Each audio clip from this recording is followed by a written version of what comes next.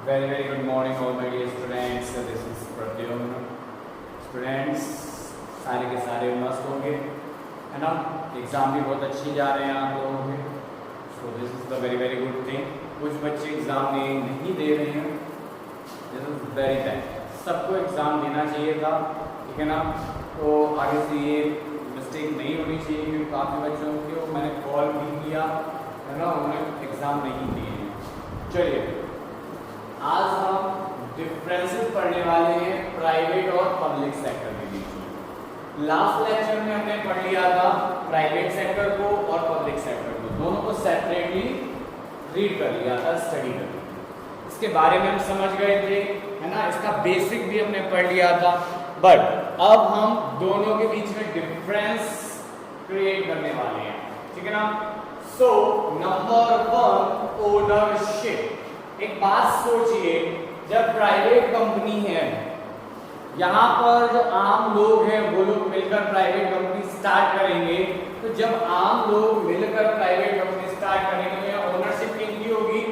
Normal public की, या फिर किसकी होगी ओनरशिप? ग्रुप ऑफ पब्लिक या ग्रुप ऑफ पर्संस, है ना। जैसे सोल प्रोप्राइटरशिप में एक कोई पर्सन होगा ओनर, और पार्टनरशिप और जैसे कोऑपरेटिव सोसाइटी इनके केस में ग्रुप ऑफ पर्सन होगा, ठीक है ना। बट पब्लिक सेक्टर की अगर हम बात करते हैं तो पब्लिक सेक्टर में क्या होगा? पब्लिक सेक्टर में जो भी गवर्नमेंट है, हमेशा ध्यान रखना कौन होगा ओनर? जैसे स्टेट गवर्नमेंट या फिर सेंट्रल गवर्नमेंट, ये ओनर होगा। याद रखना, यहाँ नॉर्मल पब्लिक ओनर नहीं होगी। नेक्स्ट ऑब्जेक्टिव या एम। भाई एक बात बताओ, आप अपनी दुकान खोलोगे अपने फ्रेंड्स के साथ मिलकर, तो आपका मेन ऑब्जेक्ट या एम क्या होने वाला है? प्रॉफिट अर्न करना, अदरवाइज आप क्यों स्टार्ट करोगे बिजनेस, ठीक है ना। तो दैट मींस प्राइवेट सेक्टर का ऑब्जेक्ट या एम क्या होता है? प्रॉफिट अर्न करना। बट अगर हम बात करते हैं पब्लिक सेक्टर की, तो पब्लिक सेक्टर का मेन एम होता है पब्लिक वेलफेयर, मेन पब्लिक की सहूलियत, ठीक है ना, पब्लिक के लिए comfort zone. Next point, forms of organization. Forms of organization की बात करेंगे तो हमने लास्ट लेक्चर में भी पढ़ लिया था, sole proprietorship, partnership, cooperative society, and इसके बाद हमने और इसमें क्या क्या रखा था? HUF।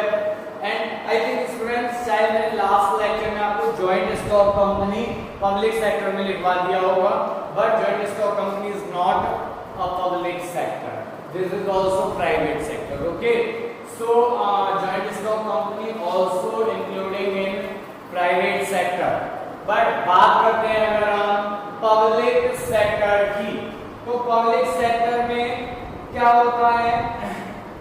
समझिए, यहाँ पर पब्लिक सेक्टर में कोई भी डिपार्टमेंटल अंडरटेकिंग है, स्टेटरी कॉर्पोरेशंस हैं, या गवर्नमेंट कंपनीज हैं। गवर्नमेंट कंपनीज में मैंने आपको एग्जांपल भी दिए थे स्टूडेंट। कौन कौन से एग्जांपल दिए थे याद करिए? BSNL, MTNL, ये सब क्या है? गवर्नमेंट कंपनीज हैं। Next point, management. मैनेजमेंट के लिए अगर हम बात करते हैं तो यहाँ पर क्या होगा? जो भी क्वालिफाइड पर्सन है उनको हम हायर करते हैं for reason of management. Means जो भी प्रोफेशनल्स हैं, जैसे बात करते हैं चार्टर्ड अकाउंटेंट्स, MBAs, ठीक है ना। और अगर कोई भी टेक्निकल रीजंस हैं तो उसके लिए हम MCAs को भी हायर करते हैं for the purpose of management, याद रखिएगा। बट अगर हम बात करें in case of public company, यहाँ पर ब्यूरोक्रेट्स होते हैं, ठीक है ना। ये यहाँ पर ब्यूरोक्रेट्स क्या करेंगे? मैनेज करेंगे पब्लिक सेक्टर को। नेक्स्ट पॉइंट है कैपिटल कंट्रीब्यूशन।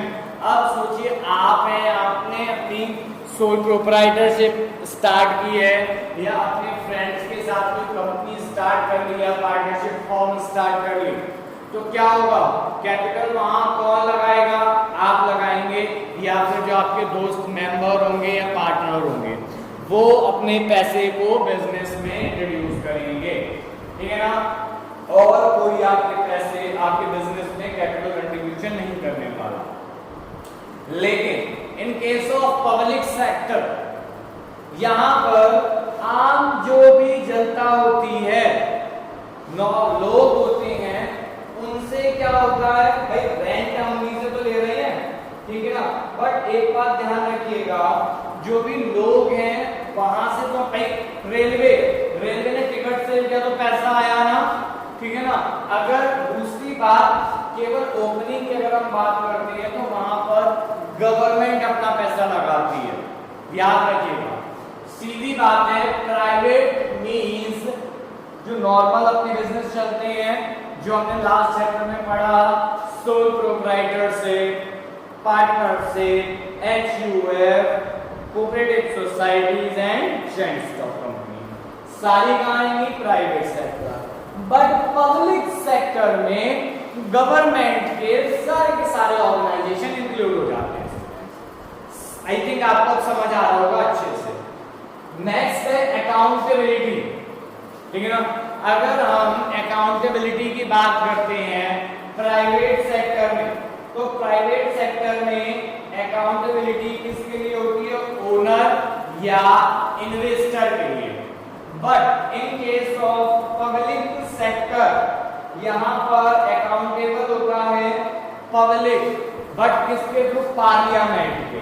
भाई कोई भी चीज है, अगर हम बात करते हैं रेलवे बजट, तो रेलवे बजट भी भाई कहां आता है, पार्लियामेंट में, ठीक है ना स्टूडेंट्स। सो आपको ये चीज समझ आ रही होगी।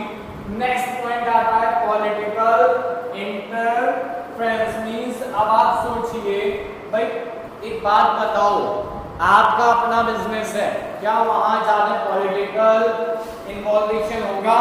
नो भाई, पॉलिटिकल एनवायरनमेंट वहां हो ही नहीं सकता, क्योंकि वो आपकी खुद की कंपनी है या आपका बिजनेस है।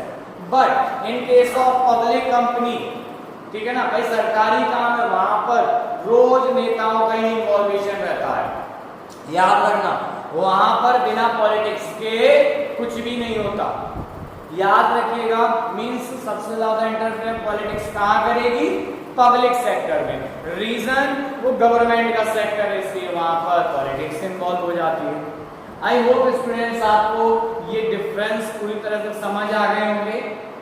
ओके, तो अगर कोई पॉइंट क्लियर नहीं होता है आप मुझे बताइएगा, मैं आपको उसके बारे में फिर से बताऊंगा। ओके, और याद रखिएगा कमेंट में अपना नेम लिखना बिल्कुल नहीं भूलें कोई भी, क्योंकि मैं यहाँ अब प्रेजेंट लगा रहा हूँ आप लोगों को। Okay students, thank you and have a nice day.